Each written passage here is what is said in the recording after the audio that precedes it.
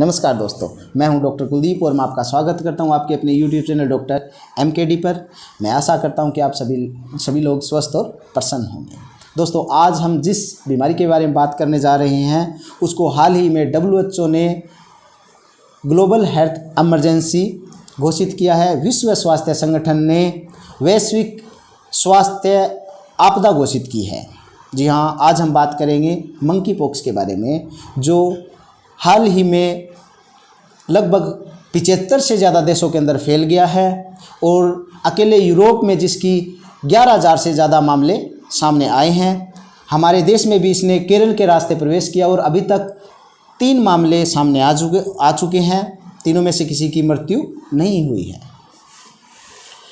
Corona के बाद WHO ने मंकी पॉक्स को ग्लोबल हेल्थ इमरजेंसी घोषित कर दिया है।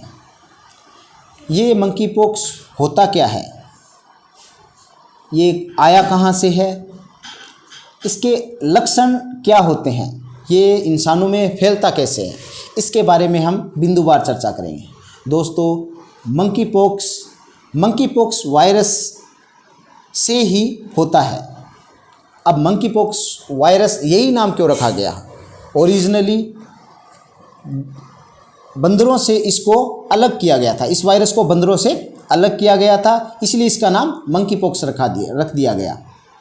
मंकी पॉक्स एक ऑर्थोपॉक्स वायरस जीनस है, उसकी एक स्पीसीज है, जाति है।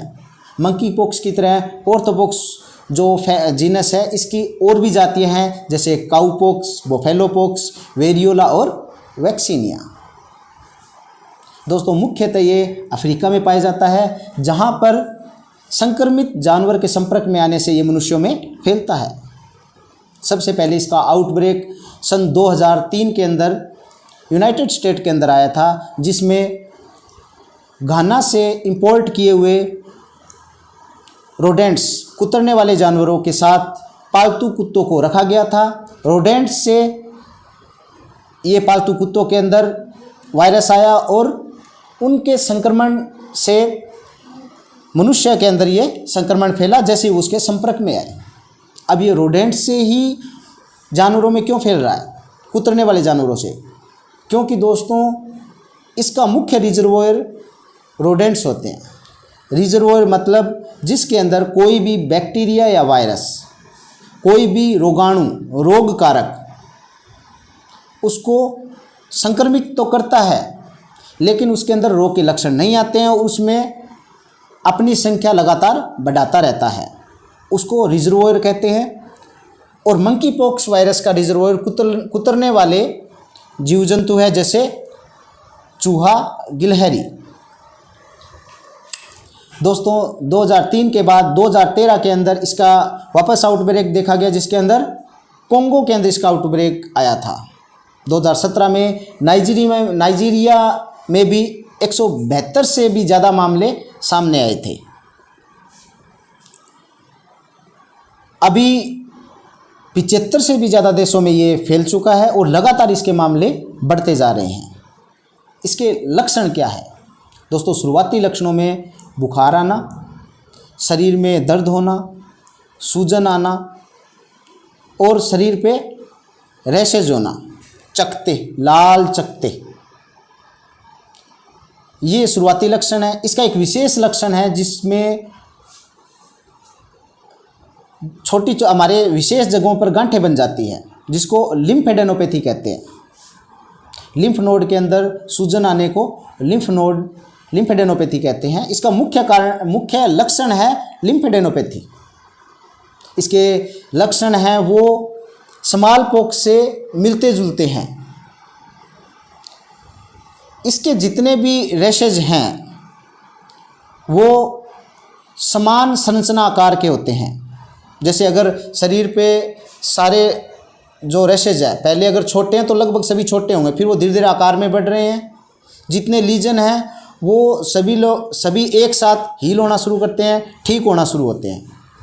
जबकि स्मॉल पॉक्स के अंदर एकदम शुरुआती रैश भी मिलेगा, उससे कुछ बड़ा भी मिलेगा, उससे भी पुराना मिलेगा और कुछ ठीक होते हुए मिलेंगे। मतलब प्लियोमॉर्फिक, एक से ज़्यादा संरचनात्मक रूप से अलग अलग प्रकार के जो रैशेज है वो मिल सकते हैं। स्मॉल पॉक्स में मुख्यतः हमारे कमर, पेट और चेहरे पर रैशेज होते हैं, जबकि इसमें मुख्यतः हाथों से शुरू होता है। हाथ और पैरों के अंदर इसके रैशेज पाए जाते हैं।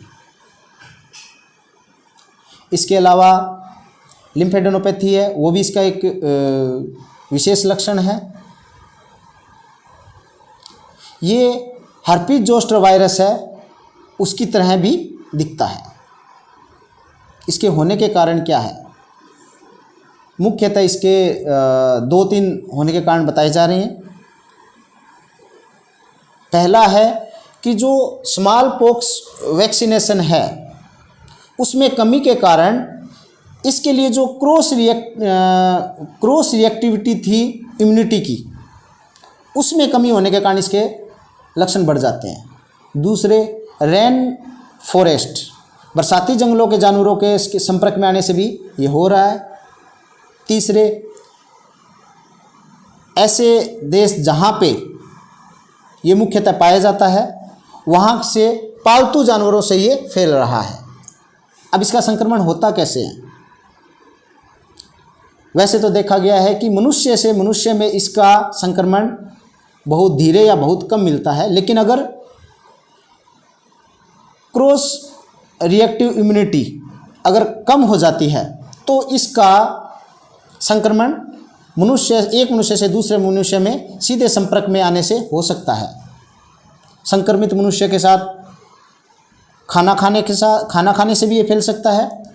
उसके काम में लिए गए बिस्तरों के संपर्क में आने से भी ये हो सकता है। ये हमारे मुंह और नाक के थ्रू हमारे शरीर में प्रवेश कर सकता है, और और हमारे शरीर में कहीं पे अगर कुछ कट लगा हुआ है, ऊपर की त्वचा के अंदर अगर कोई कटाव है, वहाँ से भी ये प्रवेश कर सकता है। सामान्यतः संक्रमित व्यक्ति के संपर्क में आने के 14 से 21 दिन के बीच इसके लक्षण आने शुरू हो जाते हैं, और धीरे धीरे जो लक्षण है वो बढ़कर धीरे धीरे अपने आप ही ठीक होने लगते हैं। अभी तक इसका कोई विशेष उपचार नहीं है, केवल लक्षणों के आधार पर ही उसके सिम्टोमेटिक ट्रीटमेंट, लक्षणों के आधार पर ही इसका ट्रीटमेंट दिया जा रहा है। ऐसी उम्मीद जताई जा रही है कि जैसे स्मॉल पॉक्स का वैक्सीन स्मॉल पॉक्स होने को रोकता है, इसकी क्रॉस रिएक्टिव इम्यूनिटी के कारण स्मॉल पॉक्स वैक्सीनेशन से भी हम इसको प्रिवेंट कर सकते हैं, ऐसी उम्मीद लगाई जा रही है।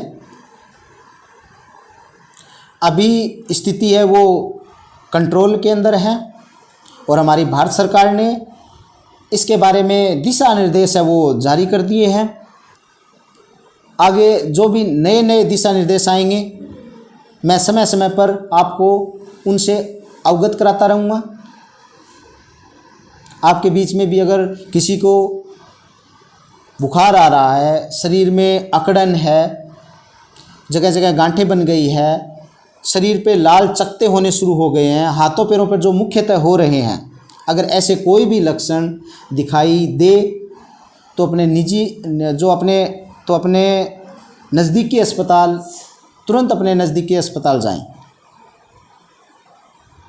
अगर आप में से किसी को भी बुखार, शरीर में अकड़न, जोड़ों में सूजन और शरीर पे गांठें बनना, हाथों और पैरों पर, मुख्यतः हाथों पर चकत्ते बनना दिखाई दे तो तुरंत अपने नज़दीकी अस्पताल पर चिकित्सक की परामर्श लें। कहीं ऐसा ना हो कि आप भी मंकी पॉक्स वायरस से ग्रसित हो जाएं। अपना ध्यान रखिए। आगे जितनी नई जानकारी आएगी मैं आपको बताता रहूँगा। अगर आपको ये वीडियो पसंद आया हो तो आप लाइक और कमेंट करना ना भूलें। मेरे चैनल को सब्सक्राइब करें और ज़्यादा से ज़्यादा शेयर करें, जिससे ज़्यादा से ज़्यादा लोगों तक ये जानकारी पहुंच सके।